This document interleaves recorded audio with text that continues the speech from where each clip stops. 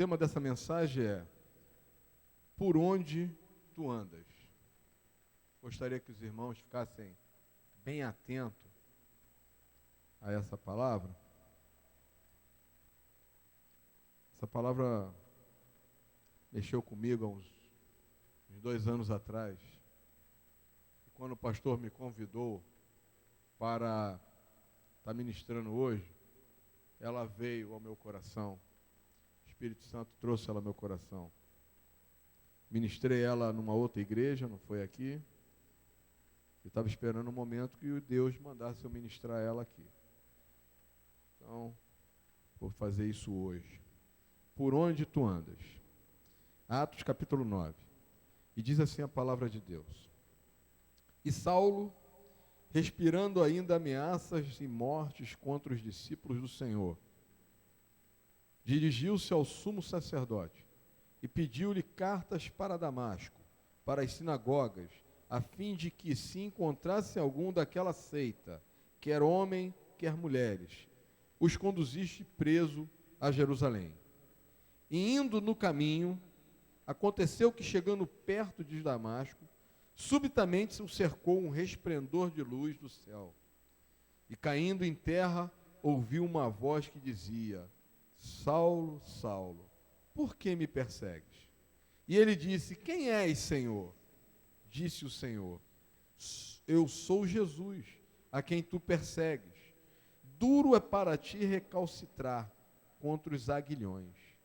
E ele, tremendo e atônito, disse: Senhor, que queres que faça? Disse-lhe o Senhor: Levanta-te e entra na cidade, e lá será dito o que te convém fazer. E os varões que iam com ele pararam espantados, ouvindo a voz, mas não vendo ninguém. E Saulo levantou-se da terra, e abrindo os olhos, não via ninguém. E guiando-o pela mão, o conduziram a Damasco. E esteve 3 dias sem ver, e não comeu nem bebeu. E havia em Damasco um certo discípulo chamado Ananias. E disse o Senhor em visão: Ananias. E ele respondeu: Eis-me aqui, Senhor. E disse-lhe o Senhor: Levanta-te e vai à rua chamada direita, e pergunta na casa de Judas por um homem de Tarso chamado Saulo, pois eis que ele está orando. E numa visão ele viu que entrava um homem chamado Ananias, e punha a mão sobre ele, a mão para que tornasse a ver. E respondeu Ananias: Senhor, muito ouvi acerca deste homem. Quantos males tem feito aos teus santos em Jerusalém?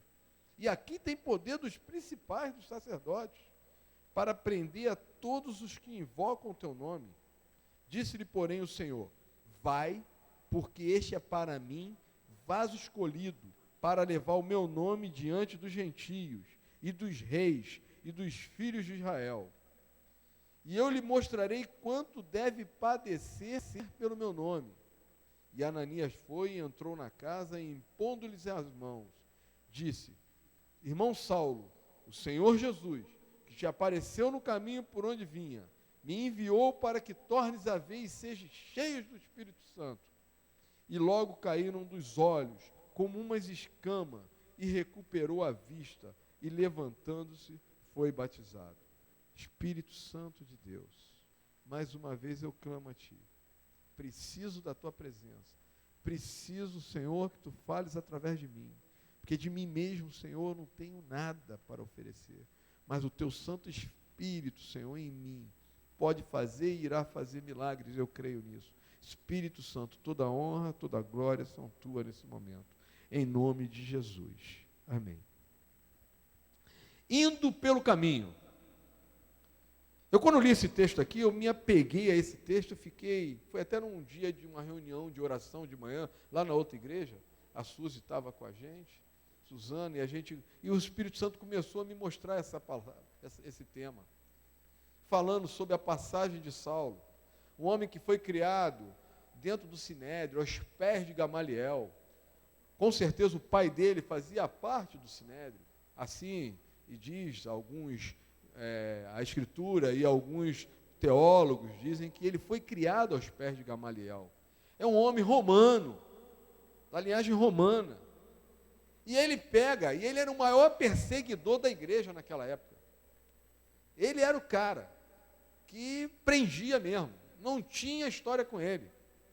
Ele saía e prendia mesmo. Ele via lá o grupinho, se ele achasse que era aquilo ali, era um grupo de cristãos, seguidores de Jesus, ele prendia, encarcerava literalmente.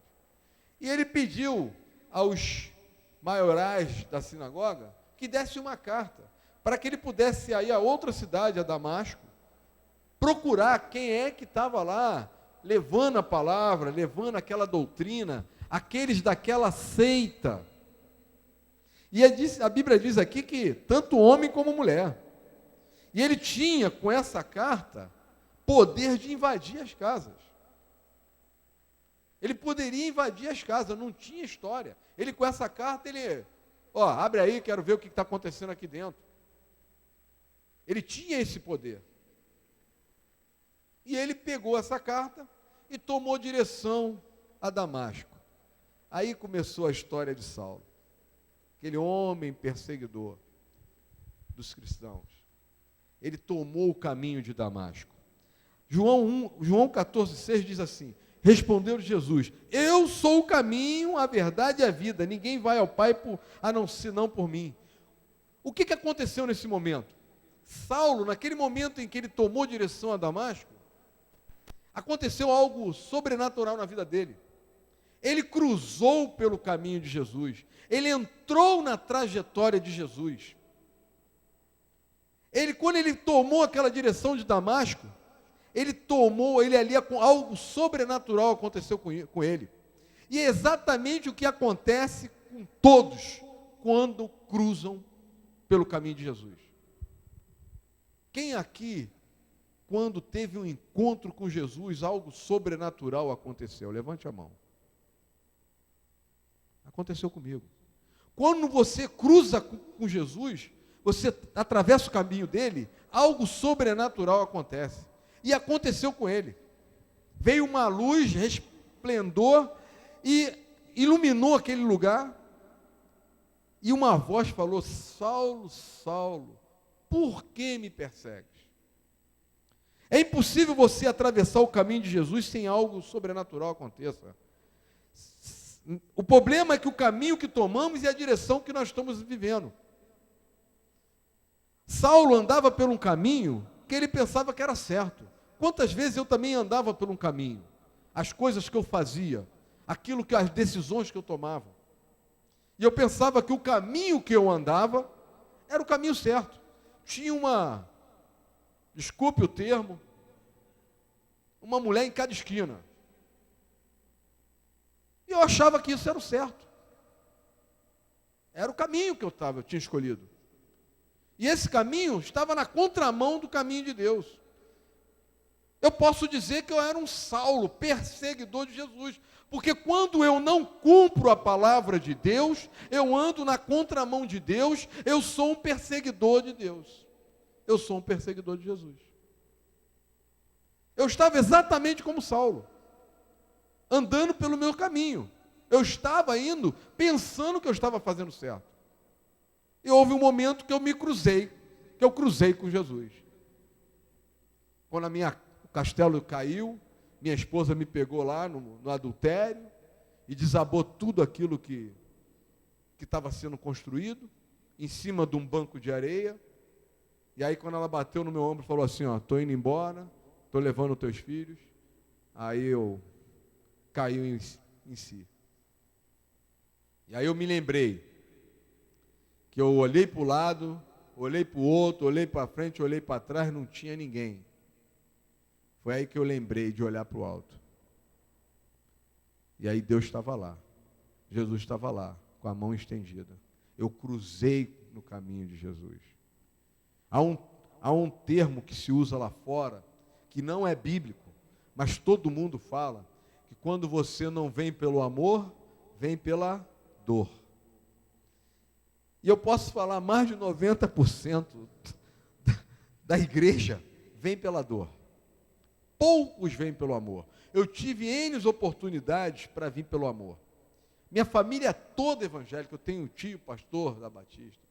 Toda a minha família é evangélica. Quando eu tive N oportunidades de entregar minha vida para o Senhor, eu disse não. Não é hora. Não está pronto. Não estou pronto. Eu ainda não tinha cruzado com Jesus. Infelizmente. Os olhos do homem, aos olhos do homem, todos os caminhos são perfeitos. Está em Provérbios 16, 2. Aos olhos do homem, todo caminho é perfeito, mas o Senhor pesa os espíritos. Saulo pensava estar fazendo a coisa certa em perseguir os cristãos da época. Nós também pensávamos estar fazendo as coisas certas antes de cruzar o caminho do Senhor. Mesmo sabendo que estávamos errados, andávamos por caminhos tortos. E tem muita gente dentro da igreja continuando a andar por caminhos tortos. Ainda não teve verdadeiramente um encontro com o Senhor. Não mudou em nada. Virou um religioso dentro da igreja. Entra aqui, canta, chora, mas botou o pé lá fora, não tem testemunho nenhum de cristão. Não tem testemunho nenhum que teve um encontro com Jesus. Você vai dentro da vida circular dele ali, do círculo de amizade dele, não tem um que fale assim, esse é um cristão. Esse é um exemplo. Está assim dentro da igreja. Porque verdadeiramente ainda não cruzaram com o Senhor Jesus. Estão precisando aí, são religiosos, são almáticos. É aquele que vive, sente o remorso. Chega na igreja, recebe a palavra, chora, vem aqui na frente, aí bota o pé lá fora, faz a mesma coisa. Não há arrependimento, há remorso. São os almáticos, chora, se planteia diante do Senhor, mas na hora de falar assim, não para o pecado, continua ainda pecando. Em outras palavras, continua perseguindo ao Senhor. Quando atravessamos o caminho de Jesus, somos sempre iluminados. Pergunta ao teu irmão que está ao seu lado, você tem sido iluminado? Pergunta, mas pergunta mesmo. Não pergunta assim, você tem sido iluminado? Pergunta, você tem sido iluminado? Quando você cruza o caminho de Jesus, você é sempre iluminado. Saulo cruzou o caminho de Jesus. E naquele momento ali, o que aconteceu? Ele foi iluminado. O caminho dele, a vida dele, aquilo que estava em trevas, iluminou a vida dele. O problema é que ainda tem áreas da nossa vida que ainda não foram iluminadas.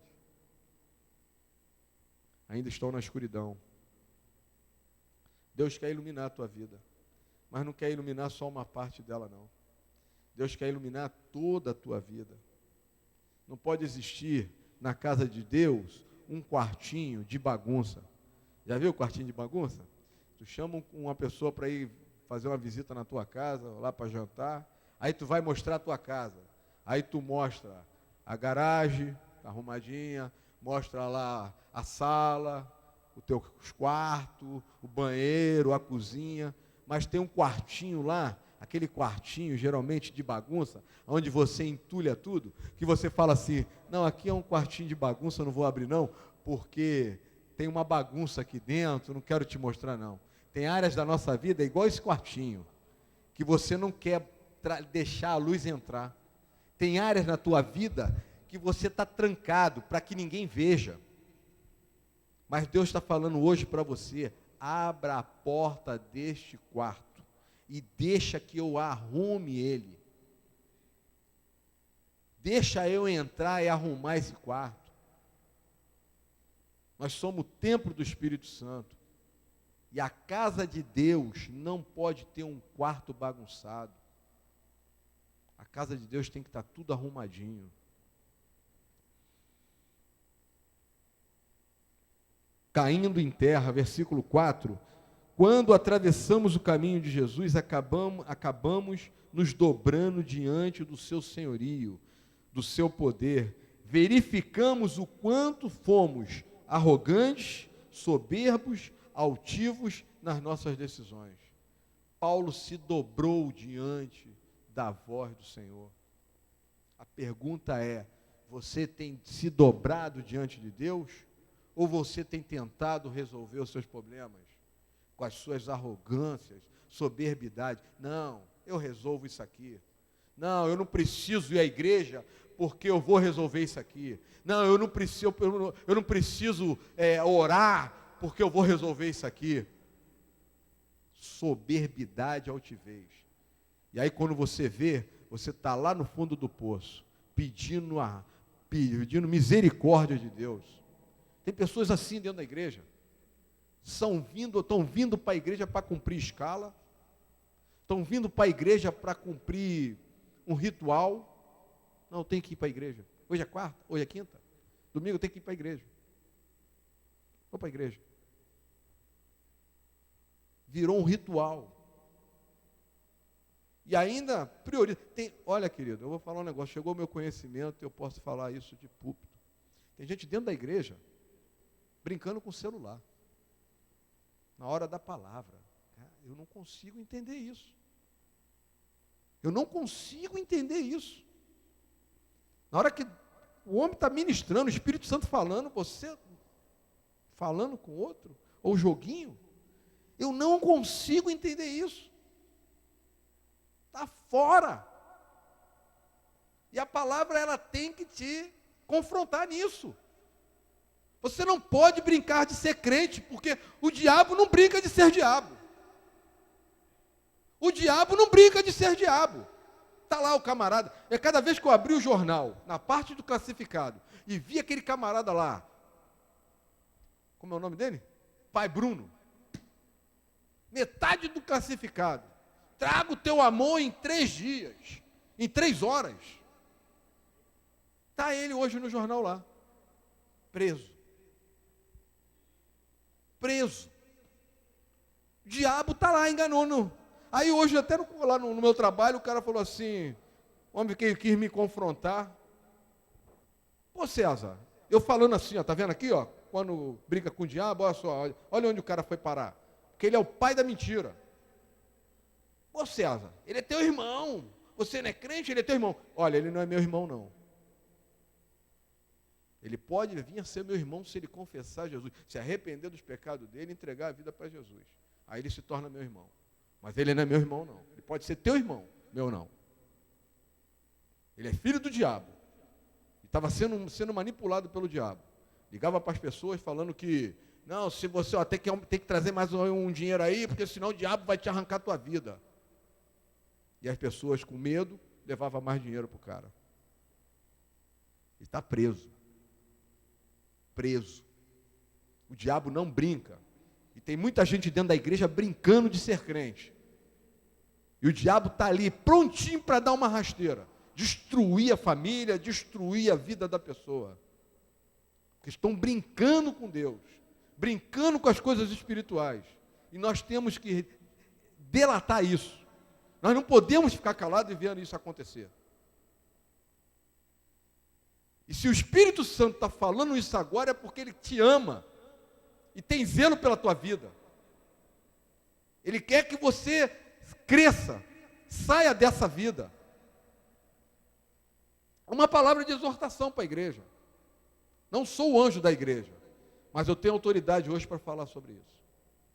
Nós temos que mudar. Nós não podemos mais ficar brincando de crente. Nossa altivez, nosso orgulho, nossa prepotência se dobra diante dele. Ouviu uma voz, versículo 4. Nossos ouvidos espirituais estão destampados. Passamos a ouvir com os ouvidos do Espírito e não mais da carne. Saulo, Saulo, por que me persegues? Por muito tempo andamos na periferia do caminho de Deus. E indiretamente estava sendo como um dos perseguidores, pois não fazíamos a sua vontade. Vivia no pecado, fazendo coisas terríveis. Contei aqui o meu testemunho. Quem és, Senhor? Quando temos um encontro com Jesus, reconhecemos imediatamente o senhorio dele. Quem és, Senhor? Quando você tem um encontro com Jesus, você tem logo se prostra. Quem és, Senhor? Você sabe com quem está lidando. Não é um Deus qualquer, é o Senhor dos senhores. Eu sou Jesus. Quando cruzamos o seu caminho, ele logo se revela a nós. Jesus nunca ficou oculto e nunca ficará. Estará sempre pronto para se revelar para você. Mateus 28, 20. Está lá, é promessa. Eis que estarei convosco todos os dias, até a consumação do século. Se você não permitir que Deus mude a tua vida, querido, você vai continuar com essa tua vidinha de crente rasteiro. Você tem que permitir, você tem que colocar a tua arrogância, o teu achismo de lado e deixar Deus tratar da tua vida. Quer que Deus restaure tua família? Restaure tua vida? Põe teu achismo direto. Eu acho isso. Não acha nada. Cumpra a palavra de Deus. Cumpre a palavra de Deus. E você vai ver o que Deus faz com a tua vida. Mas nós somos arrogantes, Cláudio. Somos soberbos. Passamos pelo caminho do Senhor, mas continuamos ainda arrogantes. Soberbo nas nossas decisões. Deus está falando, vai por aqui. Aí amanhã você vai por outro caminho. Vem para a igreja. Eu vou para o shopping. Vem para a igreja. Não, eu vou ficar em casa vendo jogo de futebol. Está brincando. Está brincando de ser crente. Eu não consigo me ver fora da igreja. Eu não consigo me ver fora dos cultos. Fiquei doente, aí no domingo à noite eu não pude vir. Domingo retrasado. 39 de febre. Aí não vim à igreja à noite. Vim só de manhã. Aí da segunda, na terça-feira, vim me arrastando. Mas vim para a igreja. O pastor falou, cara, tu está aí todo pálido. Pastor, eu tenho que vir para a igreja. Sou fominha. Sou fominha de Deus. Eu sou fominha de Deus. Você tem que ficar isso tem que ser gerado no teu coração. Não adianta eu adorar a Deus, faz de mim, e aí colocar sempre em segundo plano Ele.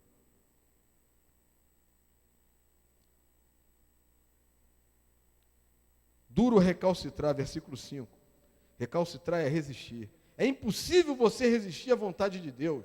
Quando Ele tem um negócio com você, não adianta resistir. Você tem resistido ao que Deus falou para você fazer? Saulo tentava resistir. Quantas vezes estamos tentando resistir à vontade de Deus? Quantas vezes? Deus fala assim, não faz. Vai por ali. Você vai, toma um caminho ao contrário. Aí quando tu vê, tu está chorando, sofrendo pelos cantos. Levanta e entra na cidade. A cidade aponta para a igreja. A cidade aponta para o reino de Deus. Lá será dito o que convém fazer, versículo 6. Jesus começa a traçar planos para a nossa vida. Como poderia eu pensar estar aqui um dia? Eu destruí a família. Eu destruí casamentos. Eu, antes de ter cruzado com Jesus, eu destruía casamento. Eu destruí casamentos. E aí Deus falou assim, vem cá. A Bíblia diz que Deus pega as coisas loucas para confundir as sábias. A Bíblia diz que aos olhos do mundo somos todos loucos. E aí Deus pega um homem que destruía casamento para reconstruir casamentos. Eu já sou padrinho de mais de quase 30 casamentos. Quando eu era da outra igreja, Deus colocava os casais na minha mão para arrumar. Casais que viviam juntos, mas ainda não eram casados. E a gente acompanhava os casais até o casamento. Eu aprendi com Deus. Me tirou da lama. Jesus começa a traçar planos para a nossa vida. Os varões pararam espantados, versículo 7. Quando temos um encontro com Jesus, as pessoas que estão ao nosso lado ficam espantadas com o sobrenatural que aconteceu com a nossa vida. Vou repetir. Quando temos um encontro com Jesus, as pessoas que estão ao nosso lado ficam espantadas com o sobrenatural que aconteceu com a nossa vida. Isso tem acontecido com as pessoas que te rodeiam? As pessoas têm se espantado com o que Deus tem feito na tua vida? Essa madrugada eu estava lendo o Sermão da Montanha. E diz assim que a candeia não foi feita para colocar. Não se pode esconder uma cidade iluminada, nem colocar a candeia debaixo da mesa. Você tem iluminado as pessoas estão falando assim, puxa vida, essa irmã, esse irmão tem sido diferente, é um cara diferente, há uma luz que está brilhando nele, tem uma coisa diferente nele. Ou simplesmente você é mais um na multidão. Se você é mais um na multidão e você não está fazendo diferença, e olha, querido, eu estou me cobrando nisso em relação ao meu trabalho. Os caras começam com piadinhas lá, piadinha de mulher, de coisas lá, eu fico calado, sério. Eu não fico rindo, dando mais força a eles ficarem contando piadinha. Eu me posiciono. Caladão, olhando, sério. Às vezes as pessoas ficam de gracejo lá com outras pessoas, e eu fico lá sério olhando. Eu tenho que marcar presença. Eu tenho que cobrar. Gênesis 17:1, Deus fala para Abraão, anda na minha presença e ser perfeito. Nós temos que andar na presença de Deus e ser perfeito. Não é ser mais um, andar na roda dos escarnecedores. Bem-aventurado o homem que não se assenta na roda dos escarnecedores, nem se detém nos seus conselhos. Salmo 1:1. Está escrito na palavra. Era um destruidor de família, um adúltero. Jesus me transforma num reconstrutor de lares. Saulo abriu os olhos, não via ninguém no início. Quando cruzamos com Jesus, não entendemos nada. Nosso entendimento fica confuso. Nos deparamos com nossa condição de pó. Nos deparamos com nossa arrogância. Saulo era extremamente arrogante. Você é arrogante nas suas decisões, nas suas vontades, naquilo que você quer fazer. É guiado pela mão. Versículo 8. Quando cruzamos com Jesus, entendemos que somos cegos espirituais. Há uma trava nos nossos olhos. Muitos hoje continuam com travas nos olhos, ainda está faltando Jesus terminar o milagre. Lembra daquele milagre do ceguinho, da laminha? Jesus fez o cara estava cego, aí Jesus passou, fez uma lama, fez um cuspezinho lá na terra, fez uma laminha e passou nos olhos dele. E aí o cego abriu os olhos. E aí Jesus, já está enxergando? Aí ele fala assim, estou enxergando pessoas, homens, como árvores andantes. Ou seja, estava com a visão ainda embaçada. É o único milagre que Jesus faz em 2 etapas. Aí ele cospe de novo no chão, naquela lá, faz outra laminha e passa nos olhos do cego.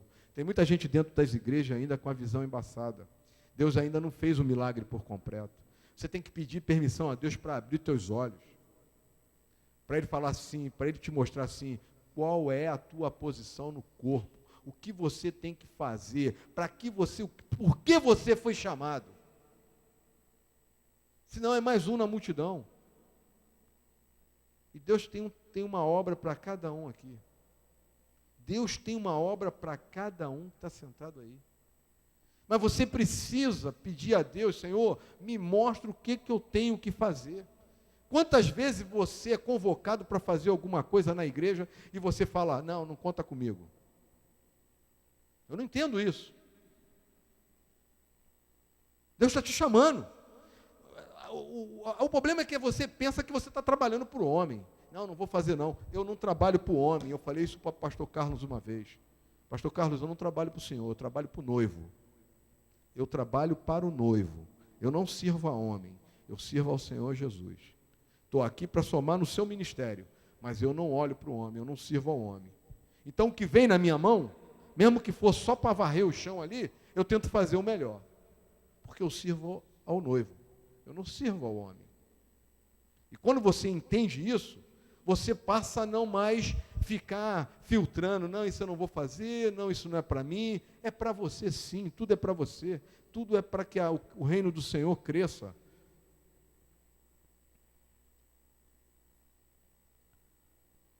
Um certo discípulo chamado Ananias, eis-me aqui, versículo 10. Você está com os olhos abertos? Tem ouvido a voz de Deus? Tem ouvido o seu chamado? Levanta e vai à rua direita. O Senhor já falou com você o que deve fazer. Por que está relutando? Ele já te deu a direção. Deus não fala para a parede, não fala para ausente. Deus fala para você. E nessa noite ele já falou, está falando para você, ele já te deu uma direção. Por que tu está relutando para fazer? Ananias, a única passagem que aparece o nome dele, desse rapaz, é esse texto aí. O cara estava sem fazer nada.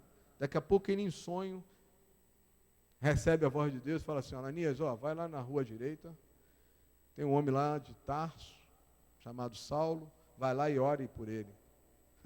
Ananias fala: Senhor, esse camarada é perseguidor. Eu fico imaginando Ananias tremendo na base. Ananias, vai lá. Mas, Senhor, esse camarada é perseguidor da igreja, esse camarada prende todo mundo.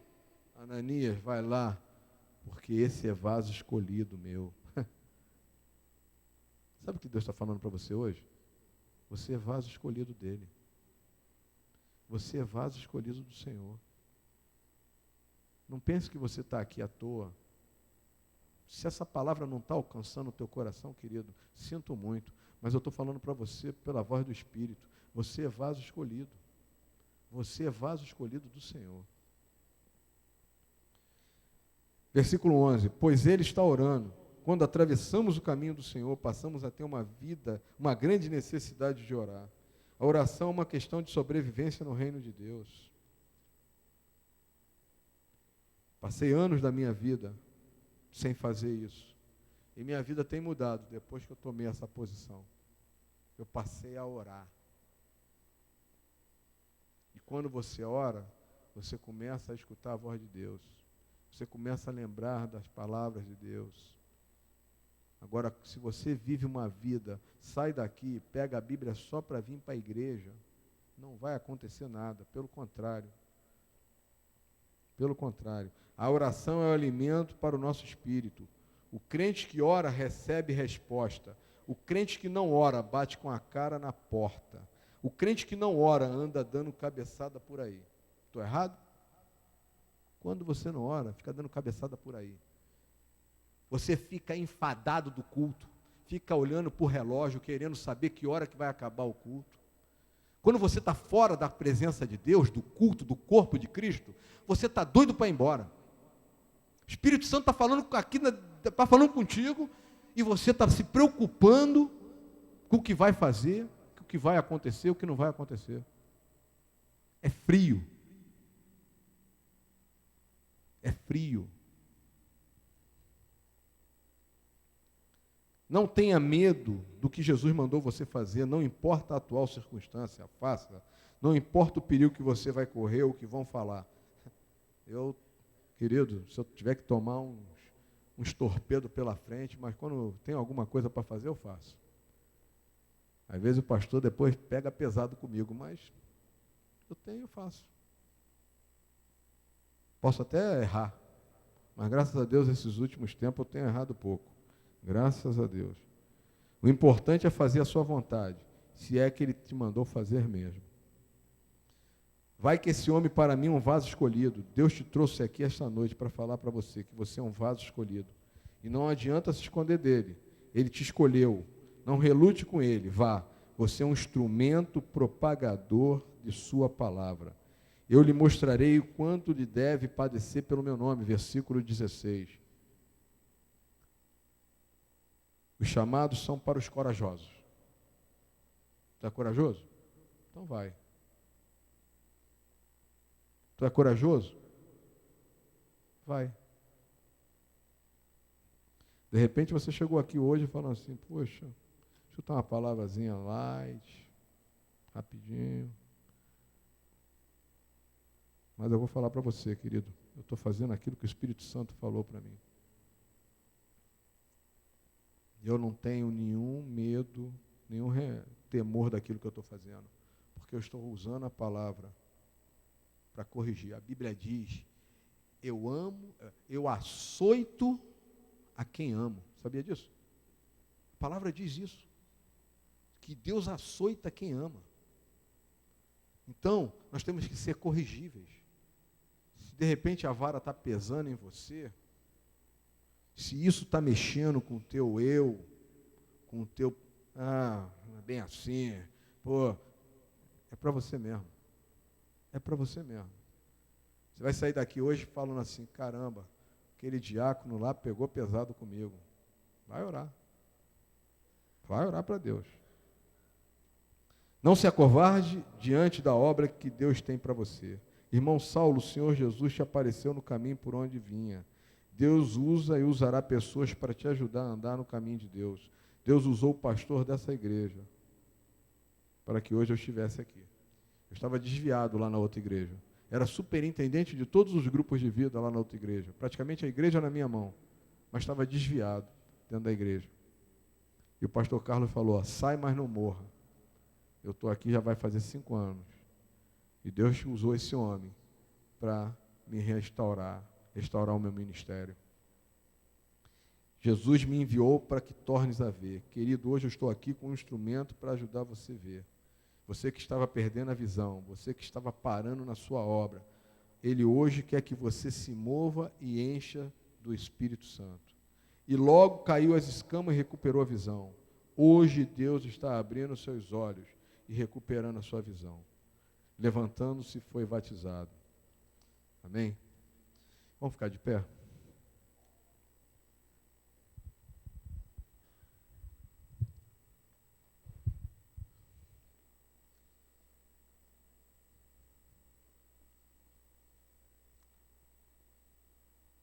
Se Deus falou contigo, querido, eu não vou te chamar aqui na frente, não.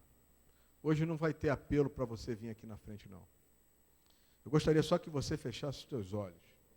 E é você com Deus. Se tiver que reclamar do diácono com Deus, pode reclamar. Mas é você com Deus.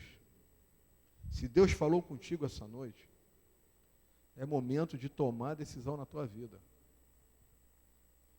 Ele está chegando, Ele está voltando. Jesus está voltando. Você vê os sinais que estão aí. E não queira ser pego como uma daquelas noivas sem azeite na lâmpada. Pai, em nome de Jesus, cumpri a tua palavra, Senhor. Deus, eu ministrei a tua palavra. Tu sabes, Deus, o peso que é para mim, Senhor, oh Deus, ministrar essa palavra. Mas, Deus, a tua palavra diz que tu corrige a quem ama. Senhor, em nome de Jesus, que tu possa, Pai, em nome de Jesus, continuar falando ao coração dos teus filhos ainda essa noite. Mostra para eles, Senhor, oh Deus, o caminho que deve andar, mudar a direção das suas vidas, Senhor, para não viver essa vida, essa mesmice, Senhor. Espírito Santo, tu és o que convence. Tu que convence o homem, oh Deus, do erro. Tu que corrige o caminho do homem, corrige o meu também, Senhor, nessa noite. Deus, se eu tenho feito alguma coisa, oh Deus, eu sei que eu tenho feito ainda coisas que Deus ainda está entristecendo o teu coração. Corrige o meu caminho, Deus. Me ajuda a suportar, Senhor. Oh Deus, as provações do mundo. Pai, mas no nome de Jesus eu não quero mais entrar por aquelas portas, Deus, e viver uma vida rasteira, de crente rasteiro, Senhor. Eu quero crescer na tua palavra, eu quero crescer na tua presença. Deus, a tua palavra diz que o véu foi rasgado, Senhor, para que todos estivessem diante de ti. Não há mais necessidade de ninguém entrar e buscar uma direção de Deus para passar, não. Todos temos direito de estar diante do teu trono. Por isso, Senhor, em nome de Jesus, Senhor, oh Deus, quebra todas as barreiras, Deus, todas as dificuldades que os teus filhos têm encontrado, Deus, de estar diante da tua presença. Senhor, oh Deus, acenda a chama de novo, aquele primeiro amor, Deus, da conversão. Deus, que isso venha a ser aceso no nosso coração de novo, que venhamos a ter de novo o primeiro amor, Deus, na nossa vida. Senhor, em nome de Jesus, muito obrigado. Deus, obrigado. Deus, guarda, Deus, o nosso pastor, aonde ele estiver. Guarda a sua saúde, guarda a sua família, seus filhos, Senhor, sua parentela. Oh, Deus, cuida da sua saúde. E que amanhã ele possa aqui, ele, a esposa, Senhor, a pastora Andréia, Deus, nessa comunhão com os casais. Obrigado mais uma vez pela tua palavra e por essa noite. Em nome do Senhor Jesus. Amém. Gente, graça e paz da parte do nosso Senhor e Salvador Jesus Cristo. Vão com Deus. Deus abençoe vocês.